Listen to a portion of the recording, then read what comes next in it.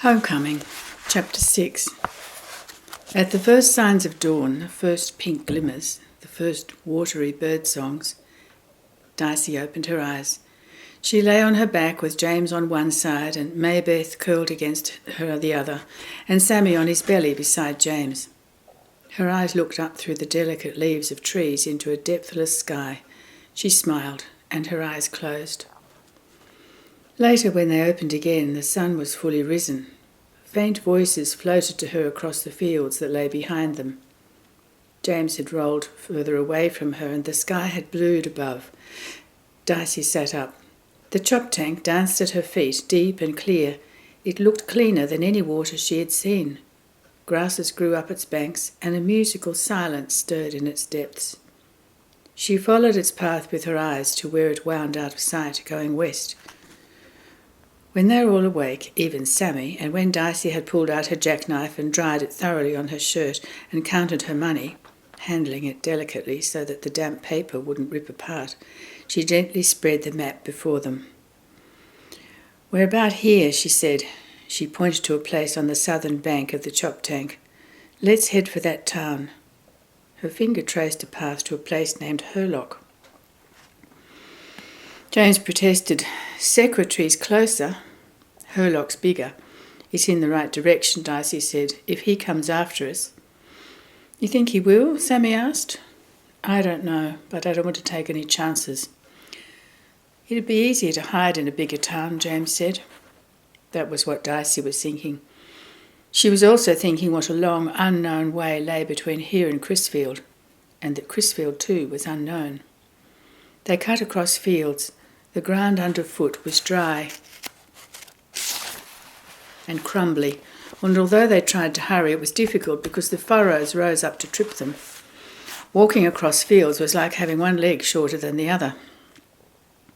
One of the fields they had to cross was being picked. Pickers were scattered among tomato plants that rose up from the tops of furrows. Weeds had been kept down in this field, and the plants had been trained up stakes. It looked like a painting. The ridges of brown earth, teepees of dark green tomato plants with their bright red fruits, the bent figures of the pickers, and the blue sky overhead. Dicey led her family single file along the edge of this field. She set a brisk pace so that anyone who saw them would think they had some place to be and the right to be where they were. Nobody paid them the slightest attention. After the field, they came to a road. Dicey turned right on it. She wasn't sure of her direction except that she wanted to go south, away from the river. So began another morning's march. This part of the journey was often interrupted because at the faintest sound of a motor, the Tillermans ducked into the bushes at the side of the road and hid. Dicey didn't have to tell anybody this.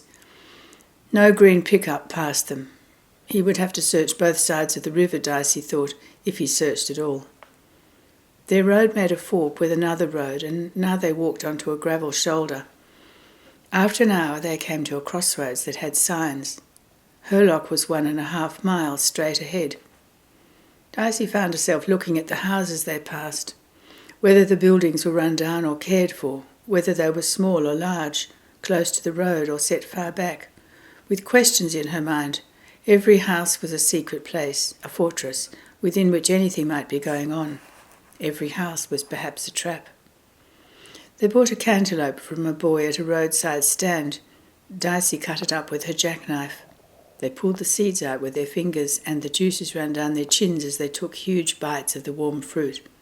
It was mild, sweet, and chewy.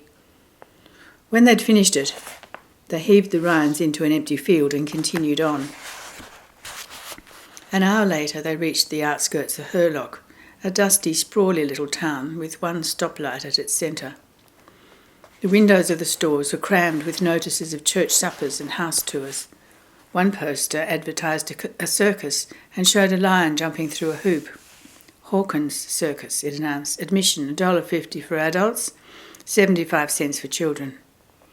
Taped to the bottom was a hand-lettered notice that said that the circus would be in town for 2 nights only, on the grounds of the elementary school. Dicey went into the second market just after the stoplight at the centre of town and bought milk, peanut butter and bread. When she emerged, she saw James studying the circus poster. "That's nothing to do with us," she said. He followed her down off the porch.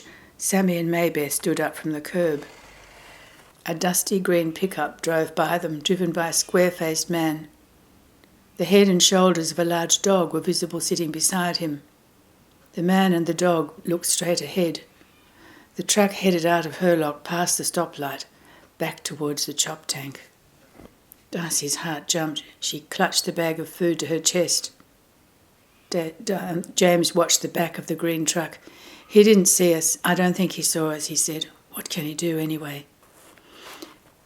James couldn't imagine what Mr. Rudyard could do, but she was afraid he would do something. "Let's run," she said. "The elementary school might be on the far side of town. They hadn't passed it coming in. Come on." "He didn't even turn around," James protested. "A circus is here now. There'll be people, and if he does turn around and try to do something, we can get help. Call the police or something." "They wouldn't believe us."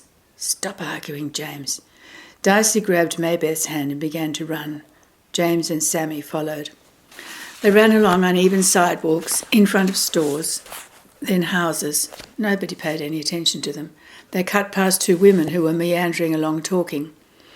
At corners, Darcy looked quickly up and down for a building that might be an elementary school. It had to be in the town. When she didn't see it, she dashed across. She couldn't go as fast as she wanted because Maybeth's legs were shorter than hers.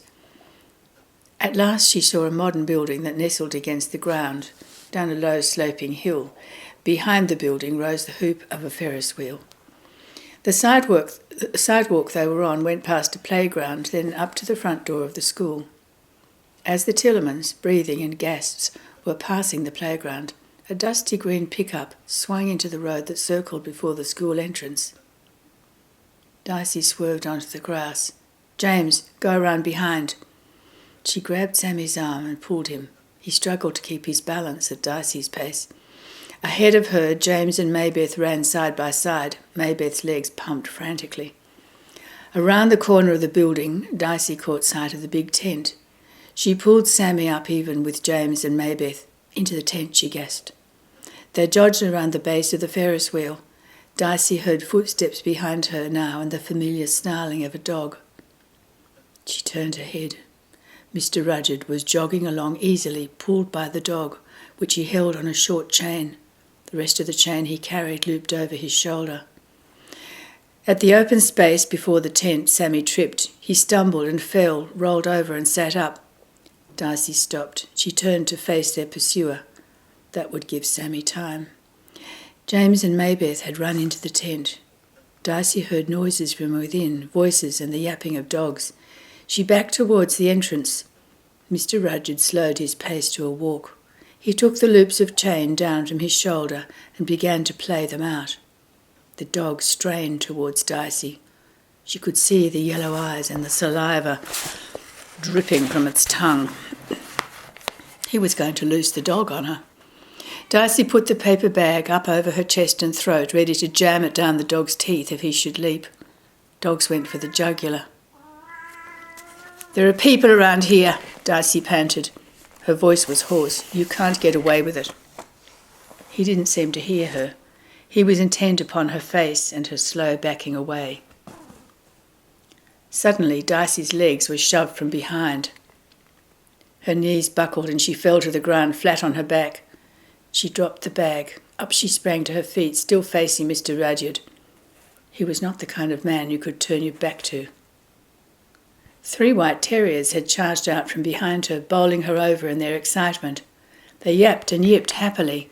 They ran up to the big dog, holding their tails up like little flags. The big dog snarled, growled, and dived into their midst. A cacophony of noise burst out of the mass of tumbling dogs. Claire rushed out from behind Darcy. She laid into the dogs, cracking her whip. The terriers danced away. Claire played her whip around the ears and eyes of the big dog, forcing him backwards until he stood at Mr. Rudyard's side. Darcy turned around then. She saw a ring of people, with Will at the centre and James beside him. 2 men were dressed as clowns. 3 more large, muscular men in jeans and work shirts inched forward with clenched fists. A girl in ballet tights stood tensely beside an older man who wore glasses and chewed on a fat cigar. Claire looked Mr. Rudyard in the eye. In her high heels, she was 6 inches taller than he was. "Hold your dog," she said. His hand took the leather collar. Darcy edged towards James. "Where are you going?" Mr. Rudyard's voice demanded. He surveyed the group. "They're my kids, foster kids," he said. "No, we're not," Darcy said.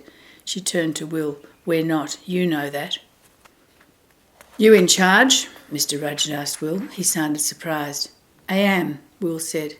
He stepped up beside Darcy. "They got to come back," Mr. Rudyard said. "I've got papers." "What kind?" "Legal papers." "Show me," Will said. "I've got them back home," Mr. Rudyard said. Darcy looked at James. She saw Maybeth and Sammy standing in the gloom just within the tent entrance. They could still run, maybe. How did Will know what was true? How could he possibly know they were telling the truth? He seemed to be thinking about what Mr. Rudyard was saying. Nobody knew the Tillermans except back in Bridgeport. Nobody even knew they were alive. Why should anyone care what happened to them? And how was Darcy going to keep them safe? "I want them kids back now," Mr. Rudyard said. "I need to see those papers first," Will answered slowly. He took a couple of steps forward. His boots creaked. Darcy's legs felt watery. "I said I'll take them now." Mr. Rudyard's voice was steely and he didn't bother to disguise the threat. "I don't think so," Will said, still slowly. "Not until I see the papers." Mr. Rudyard loosened his hand on the dog's collar. "I wouldn't," Will said, still slowly. "Claire here, she's got one nasty temper and a good hand with a whip." "That's so, Claire?" Claire smiled. "And I've been chased by dogs myself often enough not to be overly scared of them. Animal dogs or human dogs." "Nigger!" Mr. Rudyard hissed the word. Will didn't move a muscle of his face or body, but the 3 big men behind them did. Claire, however, was the one who attacked. She moved smoothly like a snake. She cracked her whip before her, at the dog's feet and chest at his head. The dog whined and growled and backed away. Mr. Rudyard was forced to move with him. Claire moved steadily forward. She cracked the whip again at Mr. Rudyard's feet, then at his knees, then at his hand where he held the dog, then at his shoulders. He was wearing another fancy shirt, red, with long white fringe hanging from the shoulders. Claire snapped the whip at one shoulder, then the other, back and forth. He backed steadily away from her. His eyes burned cold at her. "Get out," she said. She didn't shriek it. She hissed it. "You make me sick." Mr. Rudyard looked as if he wanted to say something. Instead, he spat into the dust at his feet. Then he turned his back to them and walked slowly away, the dog at his side. Claire lifted the whip and snapped it sharply against his behind. He leapt forward. Darcy held herself stiff until she heard the motor of the truck start, and then longer until she saw the truck pull up the long slope before the school building and turn back to town. Then she let her legs collapse underneath her. The people drifted away, leaving Claire, Will, the Tillermans and the 3 terriers, who ran happily in circles. "Well, Claire," Will said. "Well, Will," she answered, looking him straight in the eye. Her cheeks were red. "I've always said you've got quite some temper." "You could use a little of it," she said shortly. "I'm going back to work." Will turned to the Tillermans. "Why don't we talk this thing over?" He sat down beside Darcy. James, Maybeth and Sammy joined them. Darcy kept trying to speak, but her voice caught in her throat and she couldn't make words come out. The others waited for her to say something first. "What's in the bag?" Will asked. "Food? Lunch?" Darcy nodded. "Go ahead and eat. If you've got enough. I'd like something too. I seem to have a bad taste in my mouth."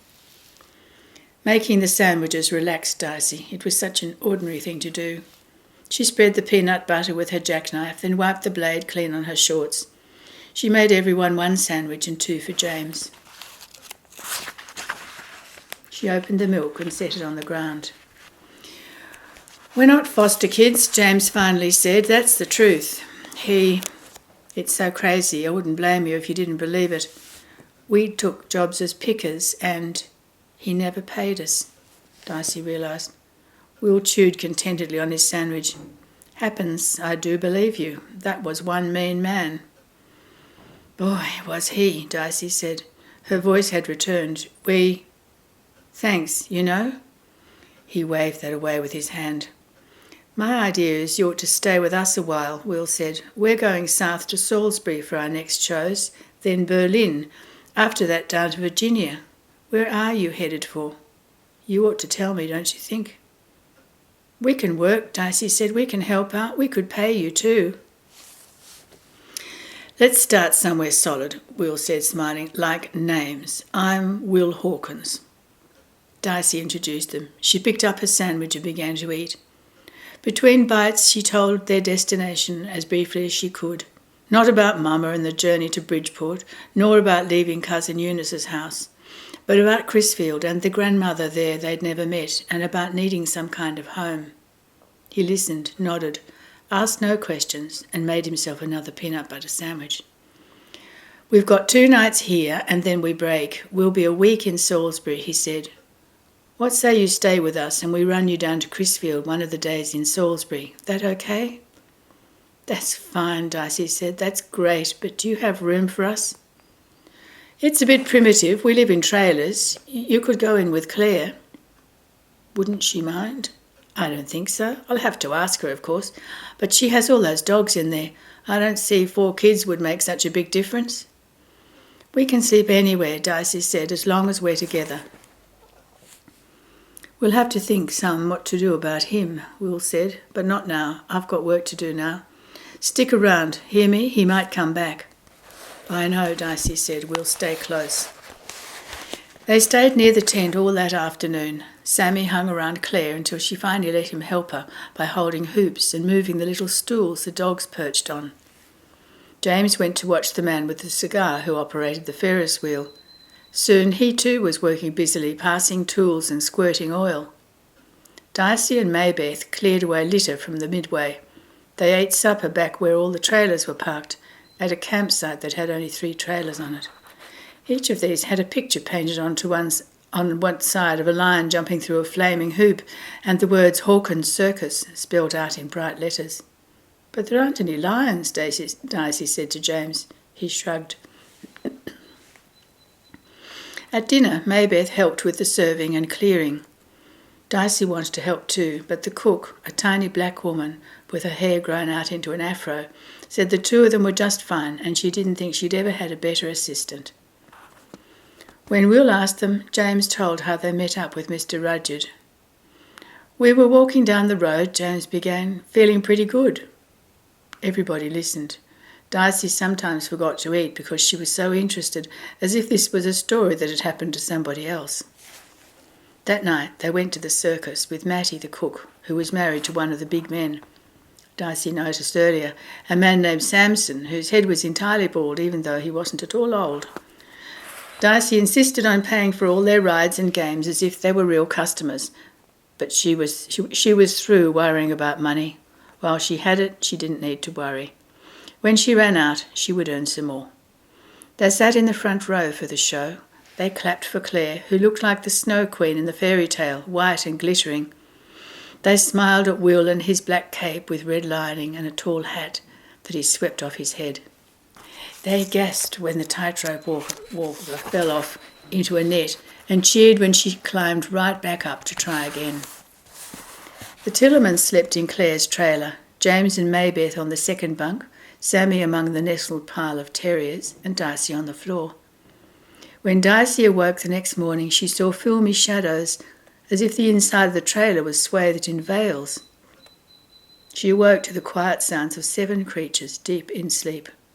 For a while she lay and listened. James turned restlessly, uneasily, and the sheets rustled around him. Maybeth was still. One of the dogs yipped gently. Dicey raised her head and saw his little legs moving as he lay on his side with his eyes closed. What did dogs dream? Sammy had an arm around another of the dogs.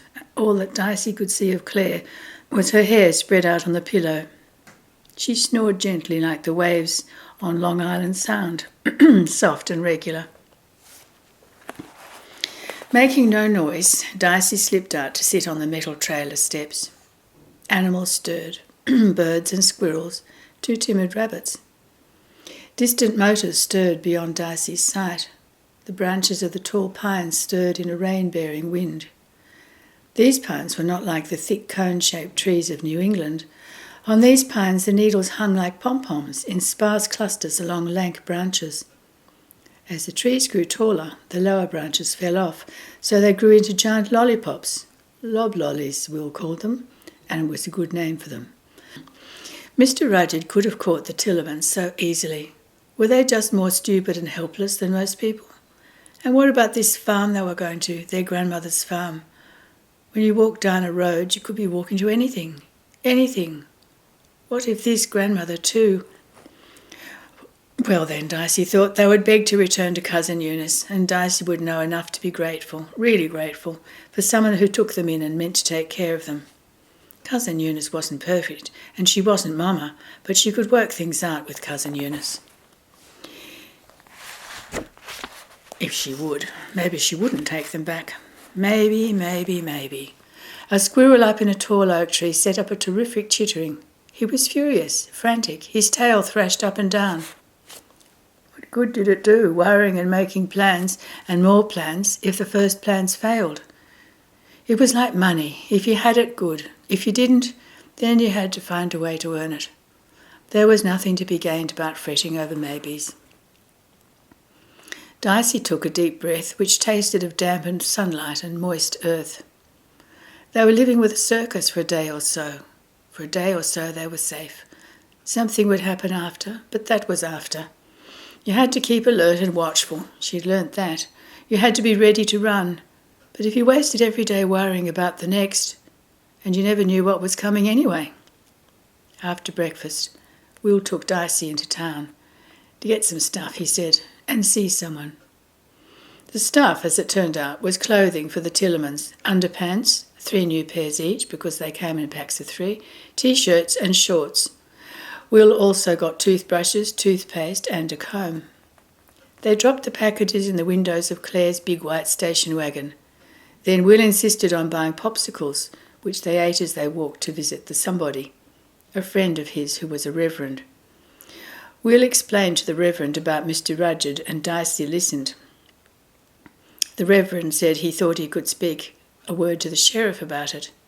He asked Dicey if she was sure she didn't want to speak to the sheriff herself. She can't, Will said, and the reverend didn't ask any more questions. As they walked back to the car, Dicey said, I used to think that everyone was the same, pretty much like us. They're not though, are they? Not a bit of it, Will answered. A minute later he added, everybody's different, and everybody thinks everybody else is the same, and they're the only one different. He smiled at Dicey then. We've done the most we can, just about, he told her. Back at the circus, Sammy dashed up to tell Dicey that he was going to be in the show with Claire, helping, as long as they stayed with the circus, that Claire thought he would be funny and he thought so too, that Maybeth and Mattie were making him a costume with spangles on it, like Claire's. James was busy with the machinery that ran the carousel. Dicey spent the day drifting around. She had passing, lazy conversations with people. After a conversation, she would walk away slowly and sit somewhere private to think over what she'd heard. She would sit and watch the people moving about, like characters on a TV screen with the sound off. She was alone all afternoon. The sky got heavier with rain, but no rain fell. It was a grey afternoon, the kind of grey that darkens and deepens the greens of leaves and grasses. She had nothing to do, and she didn't want anything to do. Her thoughts whirled among bits of information and ideas that crowded into her brain and blew about there like dry leaves in a storm. Sammy came to find her late in the afternoon. She was sitting in the grass by the playground, pulling out the blades and looking at them. But she wasn't seeing them. She was seeing the windy dunes at Provincetown and all the days they'd lived there. Time for supper, Dicey, Sammy said. What are you doing? thinking. He hadn't entirely awakened Darcy from her reverie. He stood in front of her and she saw him and didn't see him. Thinking what? Oh, about Mama.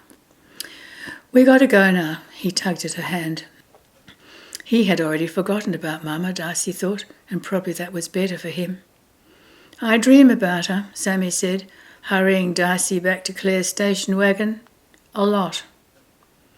So he hadn't forgotten, and Darcy knew that, what anyone wiser or smarter might say, she didn't want him to forget.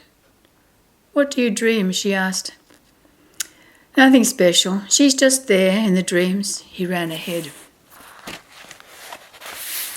That night, the tightrope lady fell off the wire in the same way, and the audience gasped in the same way, and applauded with the same enthusiasm when she climbed back up the tall ladder. Darcy realised then that the fall was part of the act. The fall was as flawless as all the rest of the steps. It was a fake. Like the lion on the poster and the glittering costumes that made everybody look beautiful. Like the way everyone laughed at Sammy because they thought he was making mistakes with the dogs when it was really part of the act. Like the way Maybeth looked like a princess when she circled under the cascading lights of the carousel. Fake. Darcy looked at James. He shrugged his shoulders at her. He didn't care. But Darcy did, she discovered. It wasn't that she minded exactly. Not exactly, because she had done too much lying of her own to mind about this, but they didn't need to lie, did they? The circus days floated by. They drove through the rain to Salisbury and set up the tent and booths in the rain. Darcy didn't do anything much. She didn't even go to the shows after the second night. James and Maybeth and Sammy were busy and contented. Contentment was too small a word for what Darcy was feeling. They had food and a warm place to sleep, and Darcy had money in her pocket. They were travelling and had purpose and destination, but no conclusion. Darcy had nothing to worry about, nothing except what lay ahead in Crisfield, and she didn't want to think about that anymore. She had thought all she could about that. You couldn't know what lay ahead. How could you know that? How could Darcy expect herself to know what this grandmother would be like? She couldn't. She realised that at last. She would have to wait and see. That part was easy, the waiting and the seeing. These circus days drifted slowly. It would be something to live in a circus, Darcy thought, always moving around, always heading for somewhere new. If it was Darcy's circus, she would go everywhere. She planned it out to herself, alone in Claire's trailer at night, with the noise from the fairgrounds behind her. First, all around the United States, then up to Canada and down to Mexico. She would make her circus get famous and get jobs in Europe and maybe even China or Japan. They'd have trailers for land travel and a ship of their own for sea travel. She would have real lions. Day after lazy day, night after long dreaming night, passed Darcy by.